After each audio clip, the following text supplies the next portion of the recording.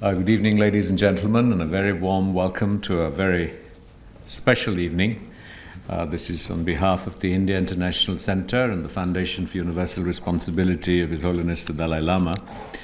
It was really at his urgings that he has often described India as the guru and himself as the chela, and urged that we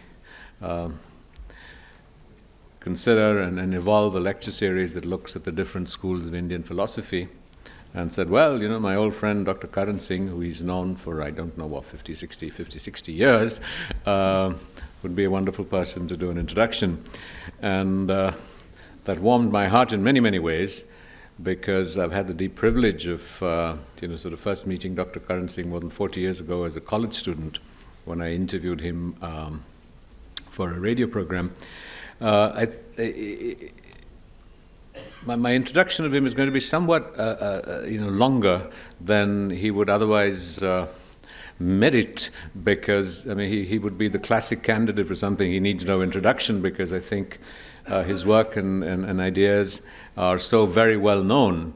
But I think in the context of the lecture today, Vedanta Today, it has enormous significance, because he's a philosopher, statesman, scholar in politics, but not a politician, a devotee of Lord Shiva, a connoisseur of music, a truly Renaissance man. He was born in Cannes, in France, and has in many ways embodied the aspirations of a Vedantin.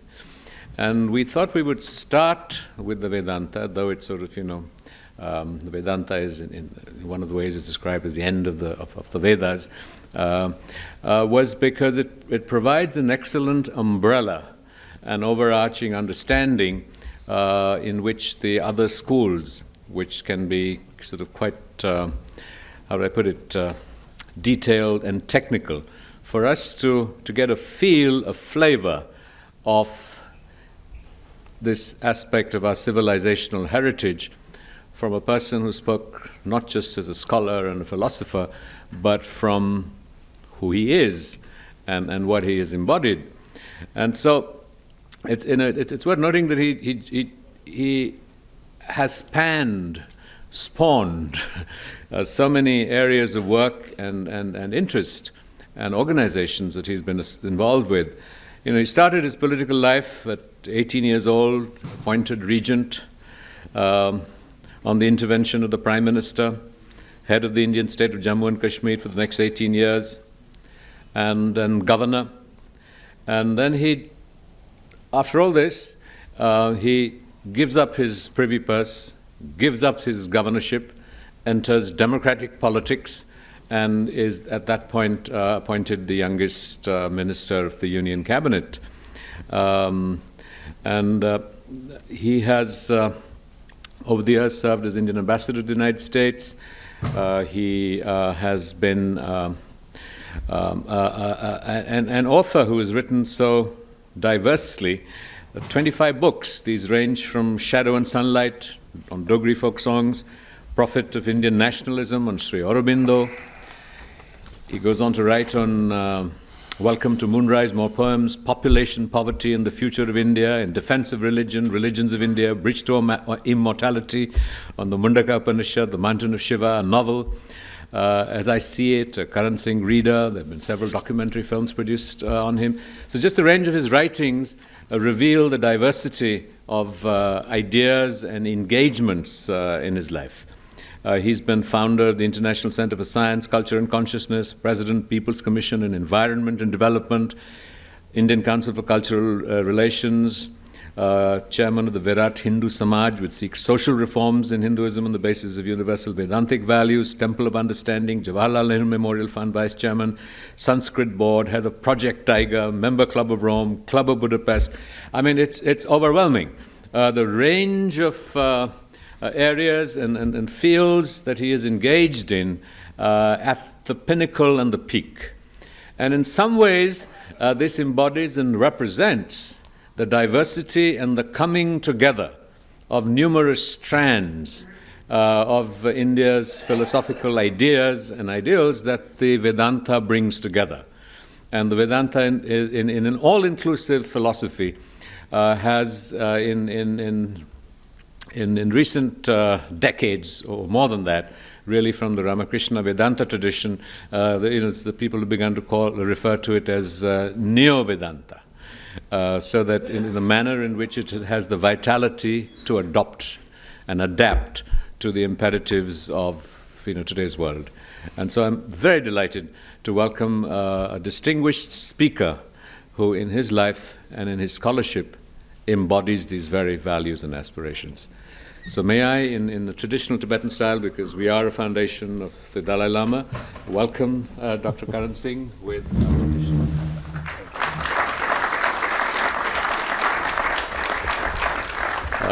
Dr. Karan Singh will speak for about half an hour, 45 minutes, and we will then, maybe I'll do a question or two if something comes up, but we'd like to sort of conclude with the, how to put it,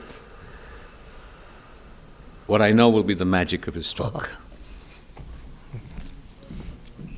We don't need to stand for the martyrs, we need to stand for the martyrs.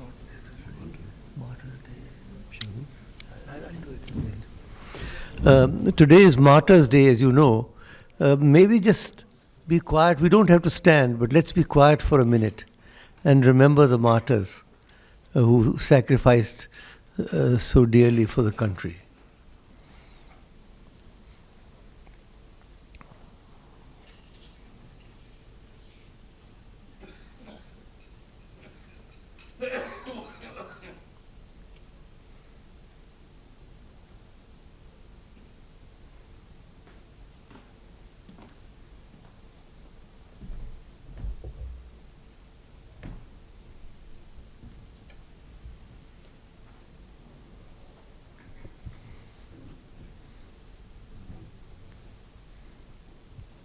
Thank you.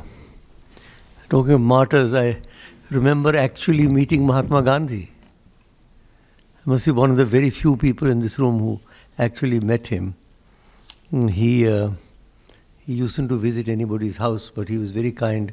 When he came to Kashmir in 1947, he came to us and to meet my father and my mother. And I insisted on being there. I was in a wheelchair at the time. Nonetheless, I was there and did see him, and so, that's something I thought might interest you. Thank you, Rajiv, for that very generous introduction. Have I really done all the things that you mentioned? I don't think so. I don't remember that. Professor M.G.K. Menon, President, India International Center, and distinguished members of the audience. We live in an age of great turmoil and transition. The old is collapsing and the new is struggling to be born, and we find ourselves precariously poised between a vanishing past and an indeterminate future. Wherever I go around the world, I find this turmoil, it can be creative, it can be destructive, but there is a turmoil. There is a Samudra Manthana, as it were. And as you know, Samudra Manthana first of all produced a terrible poison before the gift started coming. And in this sort of a situation, when there are no established landmarks, there are new hopes and aspirations. Young people are full of energy, but there are no clear guidelines. And therefore, there is a great quest for new certitudes. All the gods that we worshipped in the last century have collapsed. We saw the rise and fall of Nazism, the rise and fall of fascism, the rise and fall of communism, the rise and fall of Maoism, the almost fall of capitalism. I mean, all these isms seem to have failed ultimately. And therefore there's a quest for some inner clarity. And that is why we look to our scriptures. Not in order to go back to some mythical golden age. That is not possible. even if it were desirable. It's not possible because the arrow of time goes only in one direction, onwards. Chareveti, as the Veda says. And therefore we look into our scriptures, and we are particularly fortunate in India generally. We have a huge corpus of scriptures, whether it is Hinduism, Buddhism, Jainism. We have massive scriptural writings and compilations. For Hinduism particularly, which is the religion I know best, we have a unique corpus from the very dawn of civilization down to the present day, unbroken for thousands of years. And one of the great features of Hinduism is that it is based not upon the teachings of one book or one teacher or one point in time. It is the result of the collective wisdom, as it were, of the rishis over perhaps a 1,000-year period. And therefore we are not bound closely by any particular text. There's more scope for creative reinterpretation of the texts. And I often liken the basic, the most sacred texts of Hinduism, the Vedas, to the Himalayas, the great Himalayan range, which, if you remember, Kalidasa has a beautiful description in the Kumara Sambhavam. Astyuttarasyam dishi devatatma Himalayo nam nagadhiraja Purvaha paroto yanidhi vagahya stitaha prithivya iva manadanda. This great range stretches from the west to the eastern sea like a measuring rod against which alone can the greatness of the world be gauged. So if the Vedas are like the Himalayas, then the Upanishads are like those great peaks in the Himalayas that you see when you go from Delhi to Calcutta, for example, or you go from here to Nepal. Those great peaks bathed in the eternal sunlight of wisdom. And the Upanishads, to my mind, represent the high watermark not only of Hindu philosophy, but surely one of the great watermarks of world philosophy. They are known as the Vedanta because, for two reasons. Firstly, because chronologically they come at the end of the Vedic collections. The Vedas, the Brahmanas, the Aranyakas, and the Upanishads. They come at the end of the Vedic collections. And also because they represent, as it were, the highest peaks of the Vedas. Therefore they are known as Vedanta. And the Upanishads, of course, are absolutely fabulous texts. I'm not going to go into the details. There were supposed to be 108 at one time, but Adi Shankara commented on 11. And those 11 became really, as it were, because of his commentaries, they became the principal Upanishads. And they are dialogues. And this is an important point to remember. Ours is a dialogic civilization. The Indic civilization, unlike many of the Western civilizations, is a dialogic civilization. It's not a revelatory civilization. The Vedas are dialogues between the teacher and the Shishyas. Some very sharp questions are posed by the students. The Buddha dialogued all his life. Throughout his life he spoke with his disciples. Mahavira did the same. So the Indic tradition of a dialogic civilization is very important. Again, because that gives us the opportunity to clarify many points. Whereas if you have a revelation, then that is it. You can't question it. You can interpret it perhaps to some extent. So these are, the Upanishads in fact are dialogues, and they range from short cryptic texts, 12 verses only, the Mandukya, 18 verses, the Ishavasya, to the larger Upanishads, many hundreds of verses, the Chandogya and the Brihadaranyaka.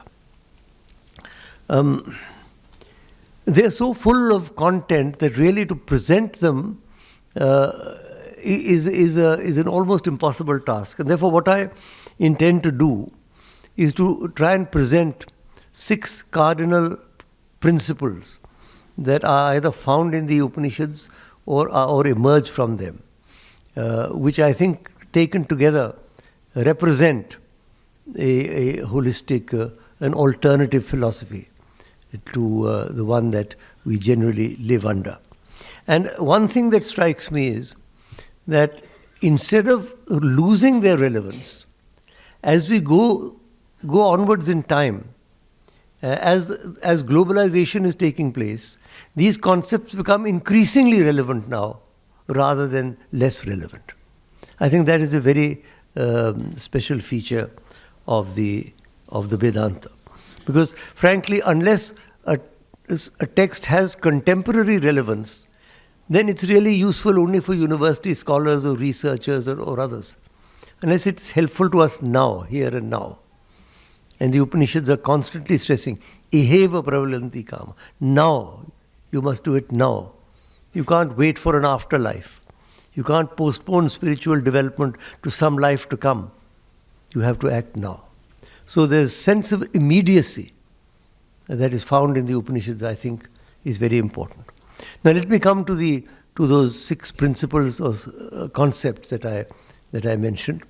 The first, and in some ways the most comprehensive concept, is the unity of all existence.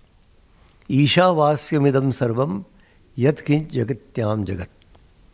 Whatever has existed, does exist, or will exist, is permeated by, illuminated by, inhabited by the same divine light. In other words, the Big Bang, if it took place, was not only an explosion of light, not only an explosion of sound, but also an explosion of consciousness. And that is why, after all these millions and billions of years, consciousness is beginning to develop. So the all-pervasive Brahman, this is the correct use of the word Brahman, is everywhere. Brahmevidam amritam purustat brahma paschat brahma dakshinaschotarena adaschordham japrasritam brahmevidam vishwamidam varishtam. This entire magnificent universe is the Brahman. It is not life negating. The universe is not some terrible accident which should never have happened or some ghastly mistake. It is a magnificent manifestation of the divine. The billions and billions of galaxies around us are a manifestation of the divine. So that, I think, the first concept we have to grasp is the concept of the all-pervasive Brahman. The scientists, as you know, are looking for a unified field theory that would cover all the weak interactions and the strong interactions and so on. Well, the concept of the Brahman, as it were, is the philosophical correlate of the universal field theory and gives us the theoretical basis for striving to seek the unity.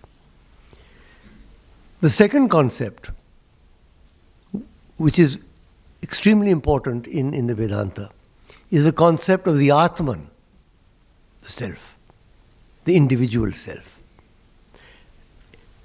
Ishvara sarva bhutanam hriddeshe tishtati. The Lord resides in the heart of all beings. All of us encapsulate a spark of the divine. And fanning that spark of the divine into the blazing fire of spiritual realization is the ultimate goal of sadhana and of human existence. So you have the all-pervasive Brahman and you have the Atman within each human being. Those are 2 basic concepts that have to be grasped.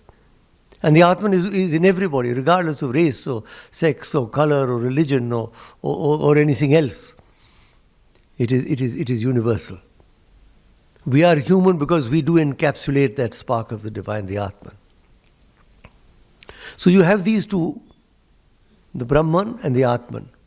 And then you have the third concept, which is absolutely critical. And that is the concept of yoga, of joining them. Yoga comes from the same root as the word to yoke, yuj, to join. Yoga is the philosophy and methodology of combining the Atman and the Brahman, or of becoming aware of the Brahman.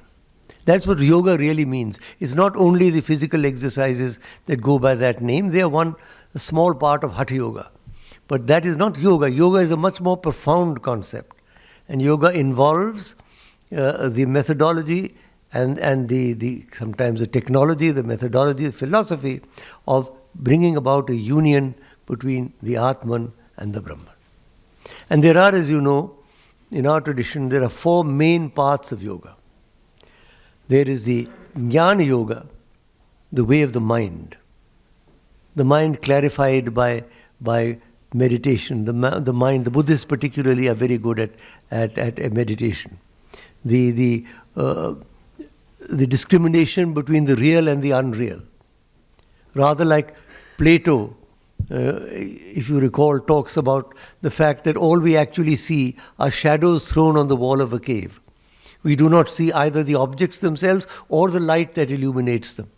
So the Jnana Yoga is the way of the mind clarified by meditation and one-pointed. Not just the discursive mind that we all are very familiar with, but a mind that is focused on trying to see the truth behind outer objects. The great sayings of the Upanishads, Tattvamasi, you are that. Tattvamasi Shvetaketu. Aham Brahmosmi, I am the Brahman. Brahme vidam amritam purusta. These are all great sayings of the Upanishads as a result of the clarified mind of the rishis who were able to absorb these great truths. So that is the way of wisdom, the Jnana Yoga. The second is the way of devotion, the Bhakti Yoga. If the Jnana Yoga is the way of the mind, Bhakti Yoga is the way of the heart. And unless the heart opens in love and devotion and dedication to the divine, your aeroplane doesn't take off with only one engine. You need both. In the Jnana Yoga, you do not need a form. You can meditate on a formless divine, or on a flame, or on anything else. But for the Bhakti Yoga, I feel personally that unless you have some form, you are not able to really fall in love with something that is formless. And that's what you have to do to fall in love with the divine. That's what St. Teresa of Avila did. That's what St. Francis of Assisi did. That is what Mirabai did. That is what Surdas did. That is what all the great bhaktas of the world, the Nayanmars and the Alvars of South India, they fell in love with the divine. So unless you open your heart to the divine love, the Bhakti Yoga does not work. And the saints around the world, whether it's Maulana Jalaluddin Rumi or Hazrat Amir Khusro, look at his extraordinary poems. Chhap tilak sab chheen li, mose naina lagai ke. I mean, it's love poetry. Khusro nizam ki baat jo lagi mohe suhagan ki. So one can give a lot of examples, but I'm simply making the point that the Bhakti Yoga, the way of devotion, is an extremely powerful and extremely important methodology of joining the human and the divine. The third main path, and I'm talking of the main paths, there are hundreds and hundreds of different paths within each one of these categories. But the third main path is the Karma Yoga, the way of the arms, the hands. If Jnana Yoga is the way of the mind, if Bhakti Yoga is the way of the heart, then the Karma Yoga is the way of the hand, the way of action. And not just any action. Everybody is acting, and there's no big deal in action. You can't live unless you're acting. But action dedicated to the divine. Action as an offering to the divine. I'm a worshipper of Lord Shiva. Yat yat karma karomi tat tat akhilam shambho tavaradhanam. Whatever I do, I try and offer to Lord Shiva, including this lecture. So this offering of what you do, the Gita also brings this up. The Gita is not really an Upanishad, it is a sort of derivative text from the Upanishads, but it is a very important text. They talk a lot about karma. Yatha pravrittir bhutanam yen sarvam idam tatam sukarmana tam abhyarcha siddhim vindati manava. By one's work, one can move towards perfection. That is the message of the Upanishads. Kurvannevihi karmani jishi vithet shatam samaha evam tvai nanyate tosti na karma lipyate nare. By acting here in this world, you can live for 100 years and achieve spiritual illumination. It's a powerful statement they make. They're not tentative statements. You may do this, you may do that. You can do it if you are really able to dedicate your works to the divine. Whatever form of the divine it may be. It may be the Christian missionaries who dedicate their works to Jesus Christ, or the Ramakrishna mission who dedicate it to their guru, or whatever form of the divine. That's not important. The important point is the act of inner dedication, and the act of constant dedication, and the act of constant awareness, of which again the Buddhists are very good. Constant awareness of ourselves and how we are acting. So this is a ethical action based on love and compassion and fellowship and friendship. This is the karma yoga, the way of works. And then there's the fourth path, and that is the Raj Yoga, the royal path. And that is the path that involves our breathing, the postures that you hear about. Patanjali's Yoga Sutras. Yoga, Chitta Vritti Nirodha. Yoga is the stilling of the modifications of the mind. And the stilling is through various methodologies, through various meditations, through various asanas, and so on. And so the Raja Yoga is trying to develop the psychic powers within each human being.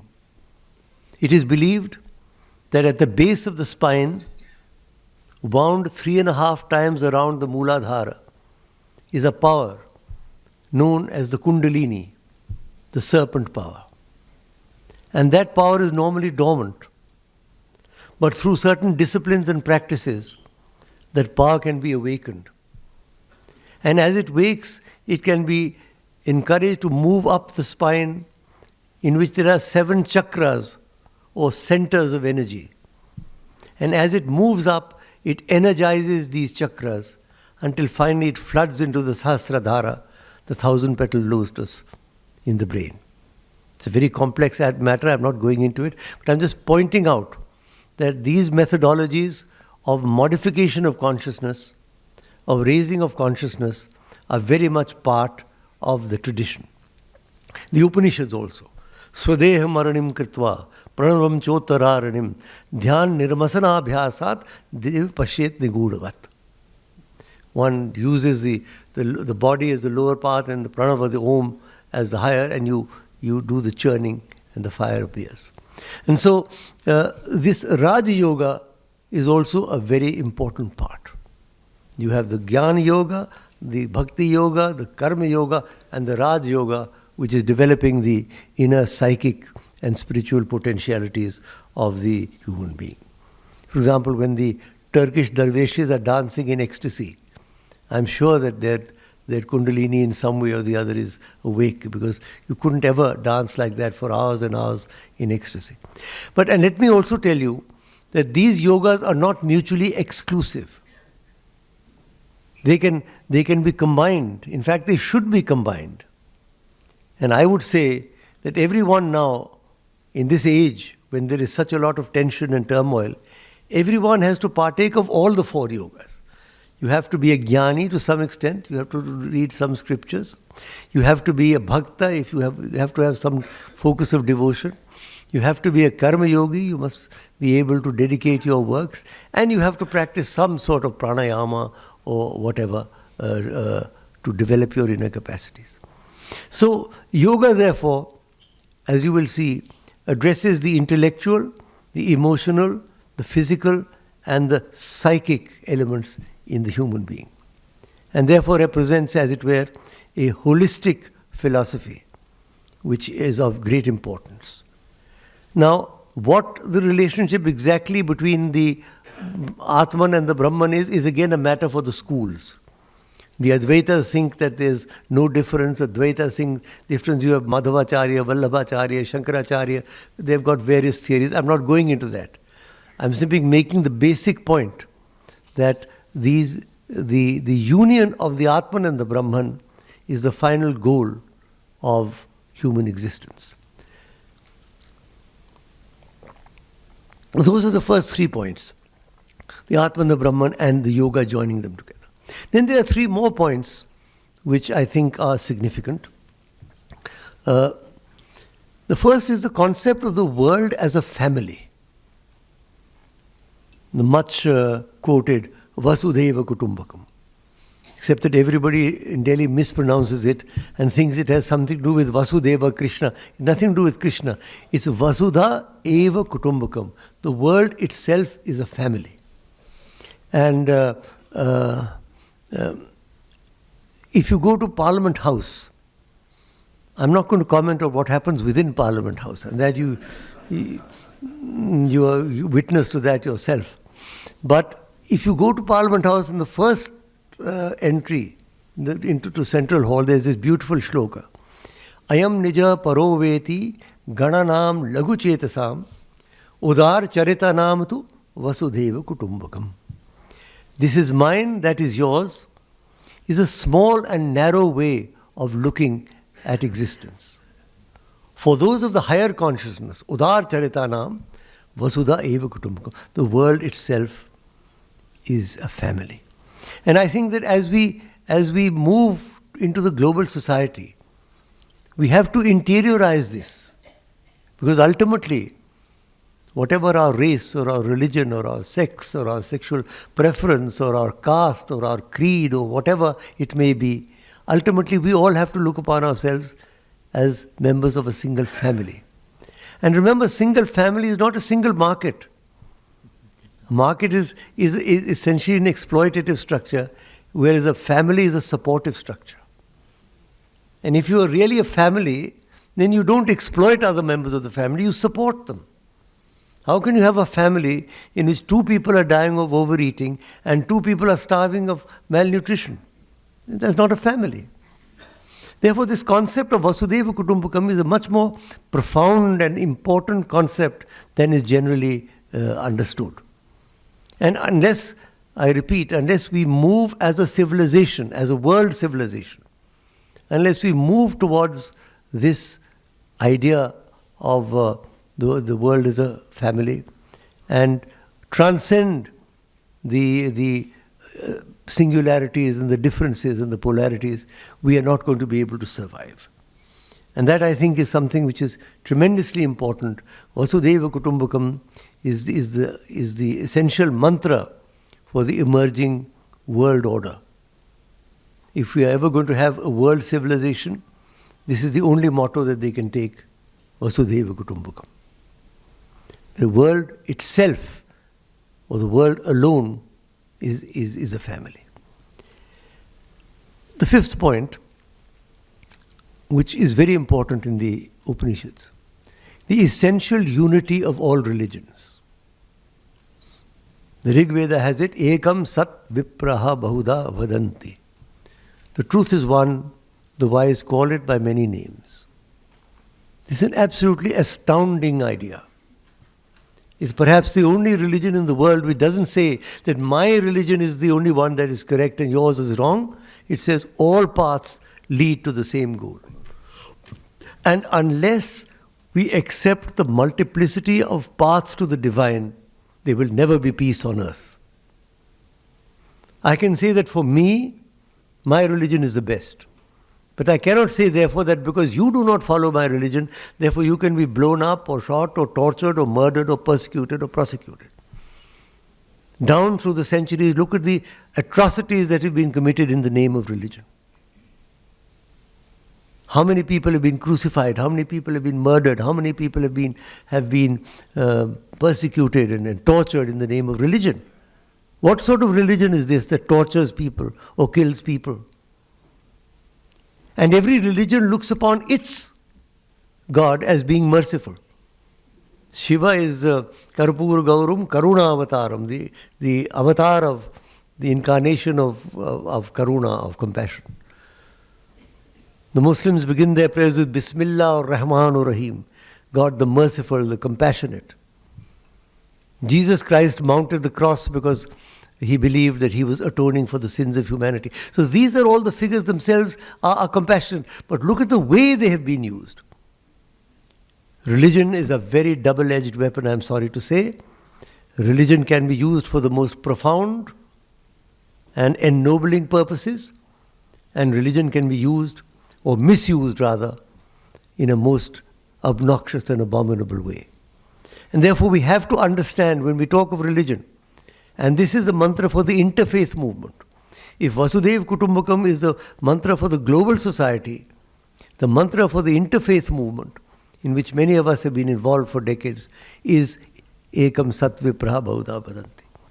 And there is a mystical tradition in all the great religions of the world. I think an essential reading is a book which came out 50, 60 years ago, The Perennial Philosophy by Aldous Huxley. Many of you may have read it. That gives us comparisons between the different religions and how everybody sings in ecstasy. When you finally get to that consciousness, when you transcend the differences, there is that golden thread of mysticism.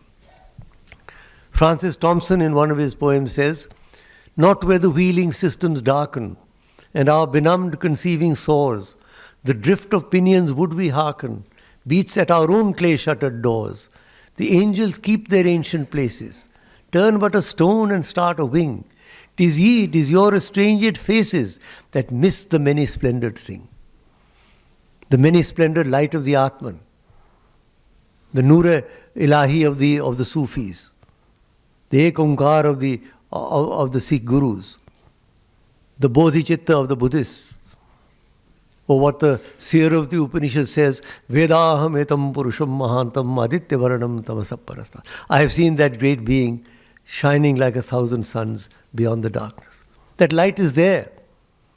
Religion is supposed to lead us to that light. Religare, it comes from the Latin word which means to bring people together.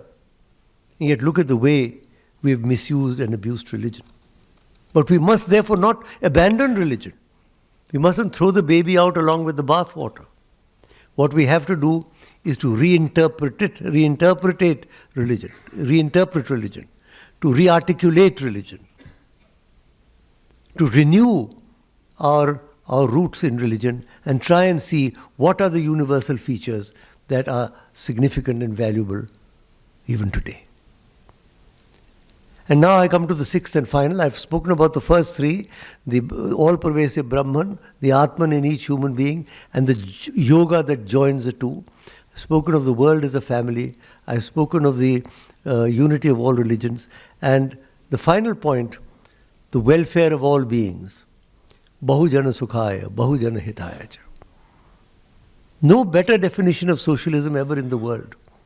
Whether it is Marx's Das Kapital or whether it is huge books by other philosophers, just these two words, Bahujana Sukhaya, Bahujana Hitaya cha, for the welfare of the many, for the happiness of the many.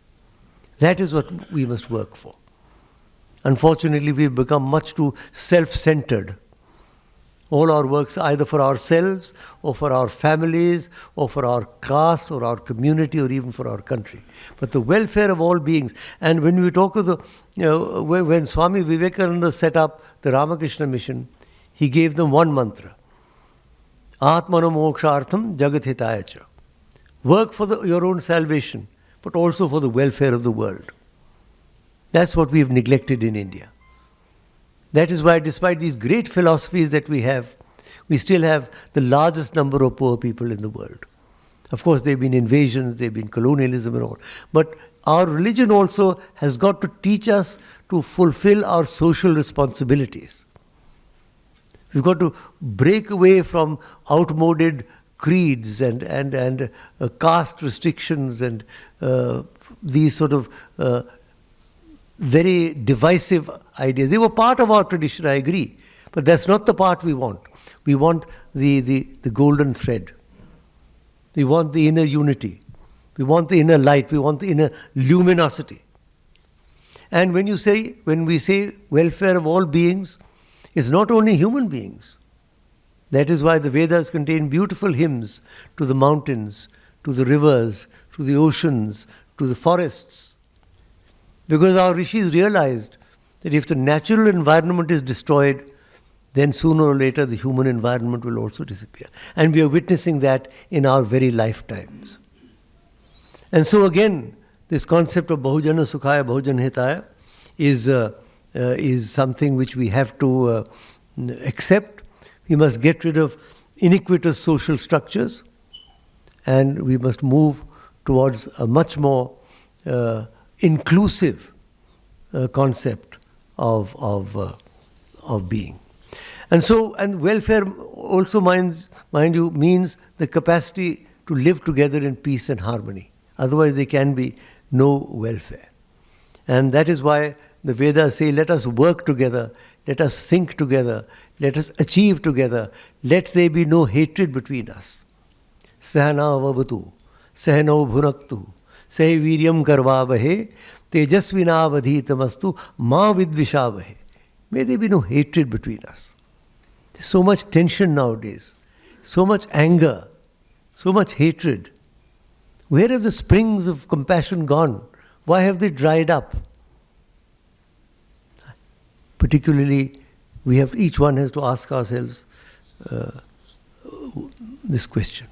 And so, friends, taken together, I submit that these 6 basic concepts of the Vedanta have a validity and inner authenticity and provide a holistic paradigm for a global philosophy, which stresses convergence in place of conflict, cooperation in place of competition, holism in place of hedonism, and interfaith dialogue in place of interreligious wars. It's a difficult path, certainly. There are no soft options left now, either for individual salvation or for a collective well-being. It's a difficult and dangerous path, as the Upanishads tell us. But it is across that difficult and dangerous path that we must travel if we are ever to reach our goal. And our goal is a new society, a new India, a new world, a new kind of consciousness on planet Earth. And I'll therefore end with one of the most celebrated verses from the Upanishads, from the Kathopanishad, which exhorts us to awake and arise and move boldly forwards towards our chosen goals. Uttishtata jagrata prapya varan nibodhata shurasya dhara nishita durataya durgam pathastat kavayo vadanti. Thank you.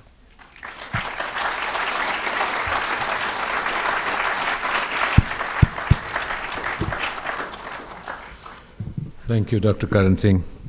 It would be very presumptuous of me to intrude on the magical spell he has woven on us, other than express our collective gratitude and our appreciation for reminding us at a time when the umbrella of Vedanta, the umbrella of Hinduism, is seeking to cultivate, promote exclusivity in our country, that the voice of people like Dr. Karan Singh, the persuasive, magical voice and words, are an extremely valuable, important reminder to us here personally, to Doordarshan and the webcast that carries these words and images of a philosopher-statesman as I described him to the far corners of the country. Our deep gratitude for his focusing and pinpointing the essential truths of the Vedanta, cutting through rhetoric, cultism, institutional aspects of it, to give us what has really been a profound, meaningful experience. Thank you, Dr. Karan Singh. Thank you.